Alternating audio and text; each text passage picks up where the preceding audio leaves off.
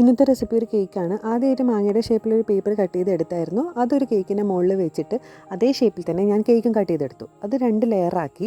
ആദ്യത്തെ ലെയറിൽ orange colour cream പുരട്ടിയ ശേഷം മറ്റൊരു ലെയർ എടുത്ത് അതിന് മുകളിൽ വെച്ചു. എല്ലാ വശത്തും വെള്ള കളർ വിപ്പിംഗ് ക്രീം ഒന്ന് പുരട്ടി കൊടുത്തു. അതിനുശേഷം മാങ്ങയുടെ കളറുള്ള വിപ്പിംഗ് ക്രീമും എല്ലാ വശത്തും പുരട്ടിയിട്ട് നല്ല ഭംഗിയാക്കി കൊടുത്തു.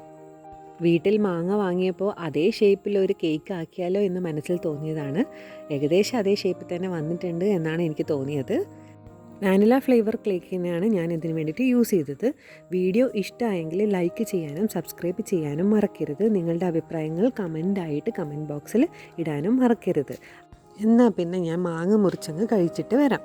അടുത്ത വീഡിയോയിൽ കാണുകയും ചെയ്യാം. ഓക്കേ, എല്ലാവർക്കും ടാറ്റ, ബൈ ബൈ.